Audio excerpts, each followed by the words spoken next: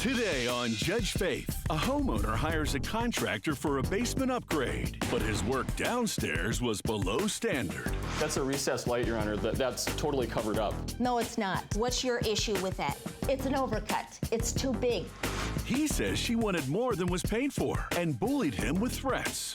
She started threatening court, and I go, okay, that's it. I said, Charlotte, I'm trying to be reasonable here, but I'm not going to take this, and I walked out.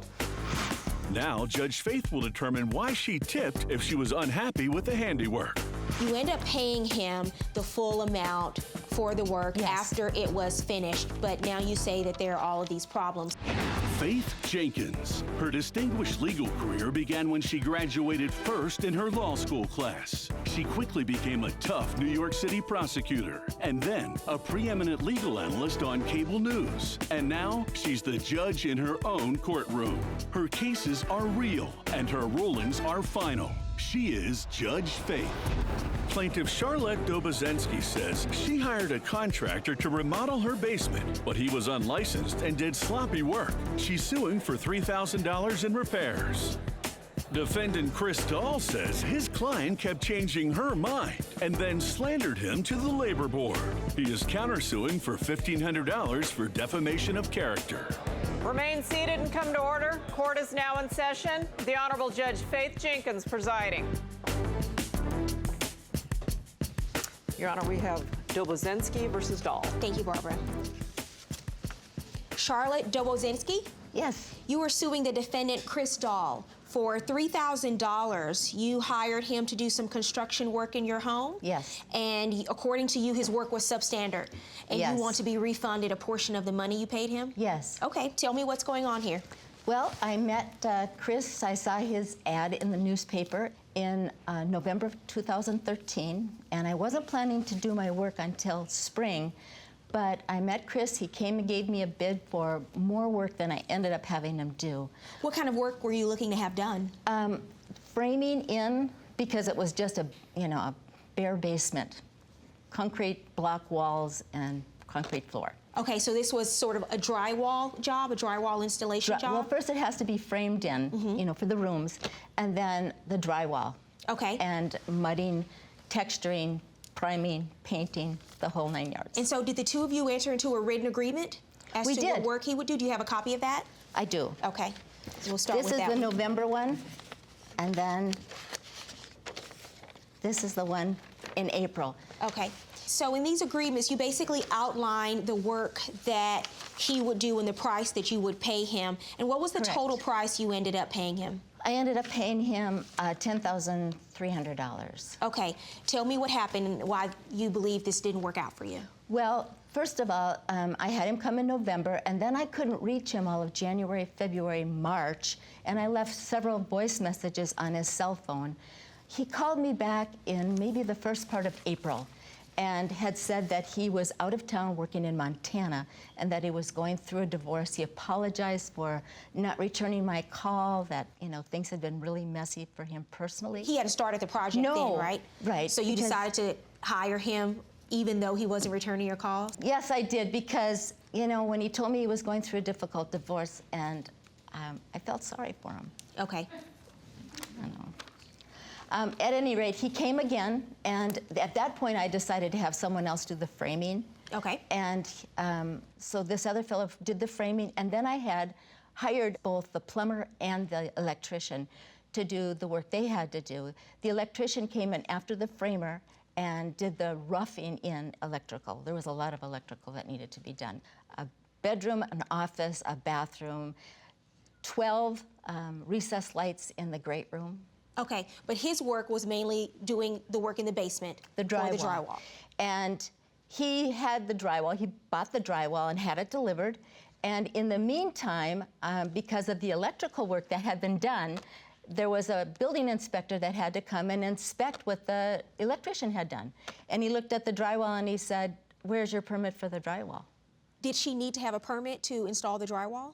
Yes, Your Honor, and that was taken care of. Usually the homeowner does it, sometimes the contractor does it. You can either person can do it. Okay, and so who did it in this case? I did, Okay. because it had to be, he was supposed to start that weekend and it wasn't there. And the building inspector said to me, he can't start until it's there. And So there was a question in your mind because he didn't even raise that issue with you prior to his start date. And I didn't know that there needed to be a permit for drywall. Okay. So let me ask you, Mr. Dahl, how long have you been in the business of doing construction It's been work? about 16 years, Your Honor. Okay. And do you have your own business? Yes, I do.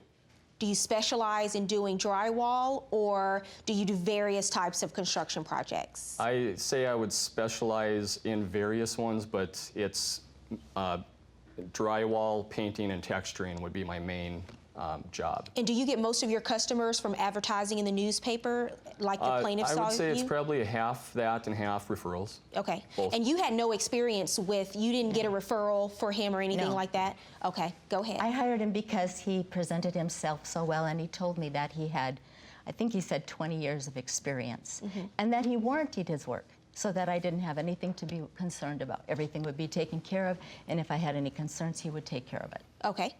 You end up paying him the full amount for the work after it was finished, but now you say that there are all of these problems. So tell me, there were problems right during the whole proceedings. Did she bring up concerns to you during the project? She probably complained about everything except my job, except when she called me about a week later and said there was a few touch-ups. After the job was completed. And after she gave me a $300 tip and said what excellent work I did. That's not true. You gave him a $300 tip? I did give him a tip because he told me about his 5 boys. He was going through this nasty divorce. I mean, I'm telling you the truth.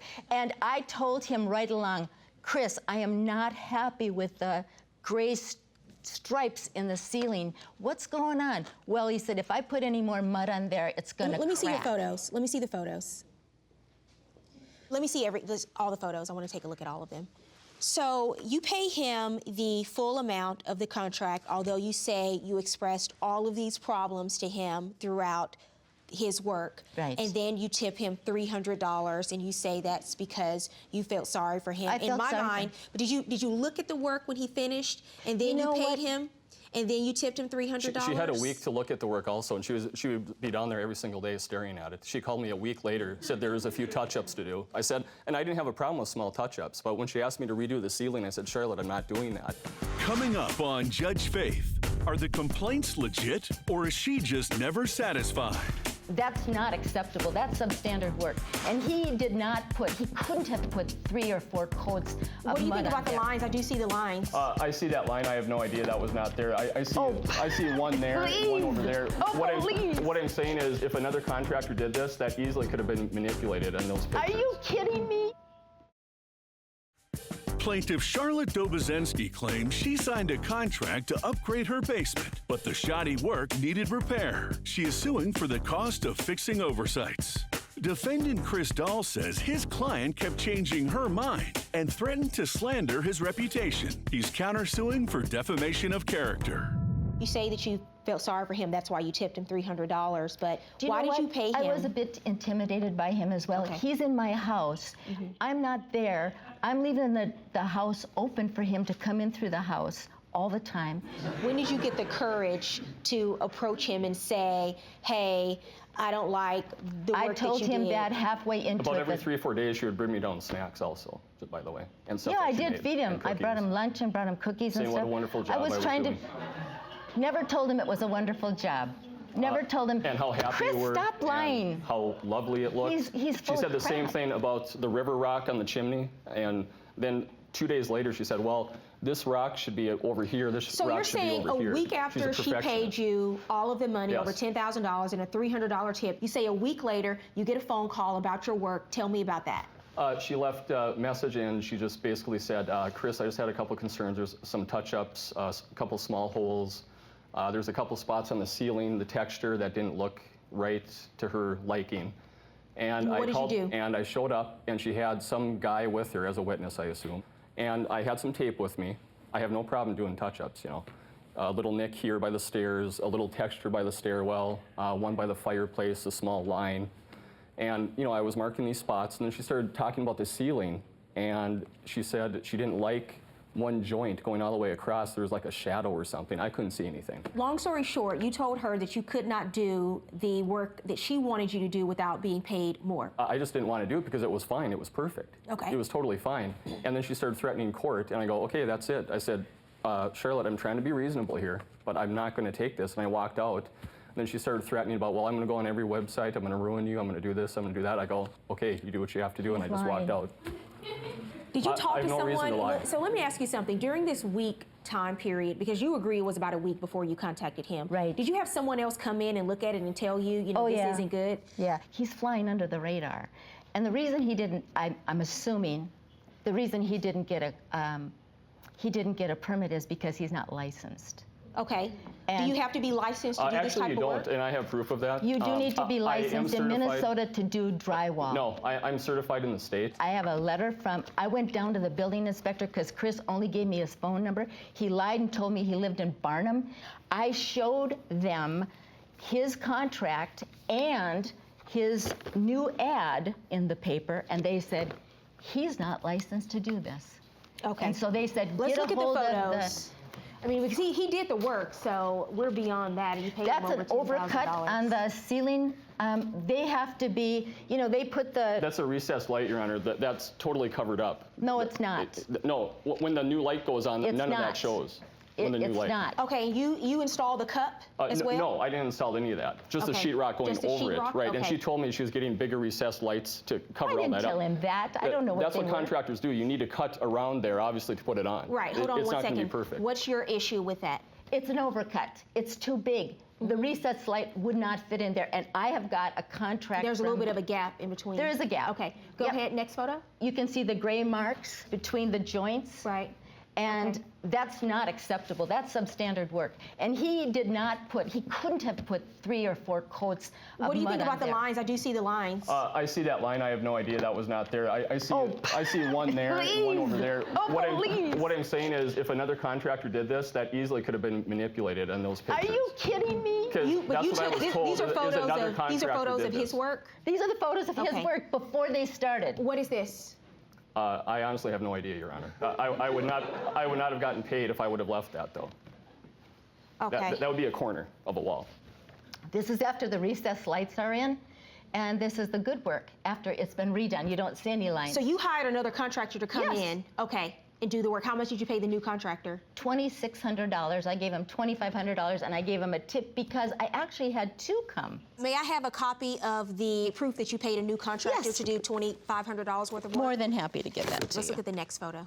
This is, and this will actually tell you, and that's, these are good, the good pictures. I wanted you to see, he also overcut the outlets. Okay. That's what you're supposed to do. No, you got to put a, She's not showing you the lights, the recessed lights that actually covered up. Okay, let me get this invoice. You need to put the sheetrock on. you when cutting recess it. lights over the outlets? Coming up on Judge Faith, a professional drywall inspector studies the quality of construction. Sheetrock around it is overcut some, not very neatly.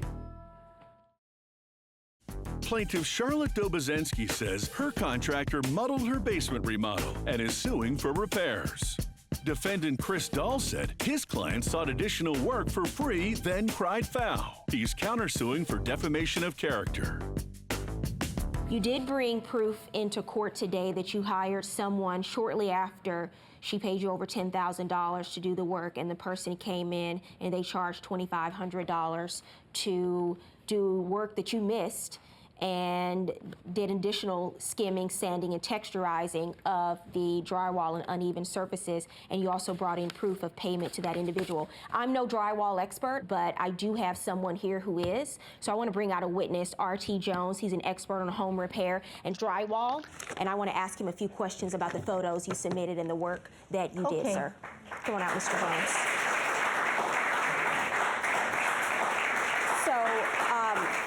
Prior to this case, did you have an opportunity to view a number of photos submitted by the plaintiff and photos of the defendant's work? Yes, I did, Your Honor. Okay, and I want you to go over to the flat screen, please, and I just want you to provide me with some analysis of some issues you may or may not see. Can you tell me what this looks like to you? Certainly, it looks like a lighting fixture in the ceiling that the drywall around, or the sheetrock around it, is overcut some, not very neatly. But depending on the fixture that's going in here, trim can certainly cover that and you would never see it. Some of them have very narrow trim or sometimes go right to the edge of the drywall, and in those cases, you would need it cut very precisely and very neatly. But if you have one that has a wider trim plate around the edge, And I did ask her about that, too, wouldn't Your need Honor, and that. she told me they were wide. Okay, next photo. Okay, can you tell me what the issues are with this? well, again, the issues with not being completely neat around the holes for the lights, and you can also see the gray lines on where the edges of each piece of material were on the ceiling. And is that something that you're supposed to see? No, you shouldn't see that when the work is finished. Absolutely not. Okay, next photo. What is this? It certainly isn't a neat job. That's something that should be smoothed out, and you shouldn't see that at all. You shouldn't see that I would edge. agree 100%. And so what is that? Is that tape that you're supposed to put the mud, the compound, joint compound over that, and it's supposed to be covered and smooth? Yes, it should be covered and smooth. Eventually, after you get it down to the right, after you've done several coats, you then sand it down and you paint over it or you do your texture, and then in theory, if all the work is done correctly, you wouldn't see it. Okay, so now these are just 3 photos that I have in the flat screen, but you viewed numerous photos that the plaintiff submitted of the defendant's work, and did you analyze those photos and come to a conclusion about the drywall job? Yes. Okay, what is that? By and large, I mean, some of the work looked fine. Some of the work looked, substandard. It did clearly need repair in some instances. It's a job that if I were doing myself, I would have come back and repaired at no additional cost. And I had if it no was my problem error. doing that either. You also had an opportunity to review I want you to come over here and just take a look at this. This is an invoice that a new contractor came in, and it shows the work that he did to, as the plaintiff states, repair the defendant's work. What do you think about the cost that he charged for the new work, and was that work necessary to correct the defendant's work, some of the faults that you say you saw? Yes, Your Honor. This work was definitely necessary to correct everything that's listed on here. Okay. I think the price might be a bit high based on the pictures that I saw, but yes, it would have needed to been done. Okay, thank you, sir. I appreciate your testimony today.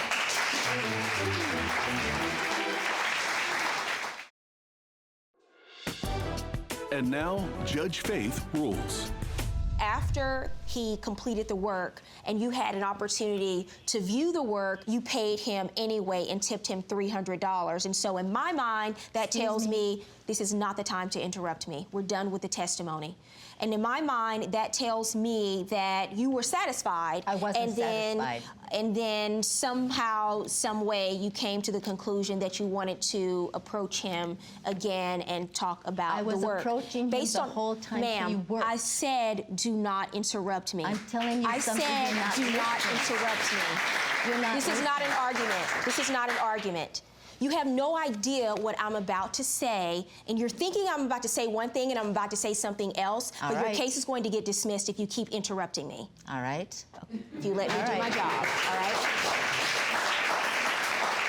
So you paid him the full amount for the work and then tipped him $300. However, based on the expert testimony that was submitted in court today by R.T. Jones, some of your work was substandard and should have been corrected. Well, the plaintiff actually submitted proof that she paid a new contractor, and I'm looking at the invoice that the new contractor submitted, and it coincides with the work that you were supposed to do. So she did pay somebody else $2,500, and I have the checks. They went through her bank account. She paid someone else $2,500 to come in and correct the work that you were supposed to do. So based on the evidence and based on that proof, I'm going to order you to pay her $2,500 for the work that the other contractor had to come in to do to correct your work. That's my judgment. Have a good day.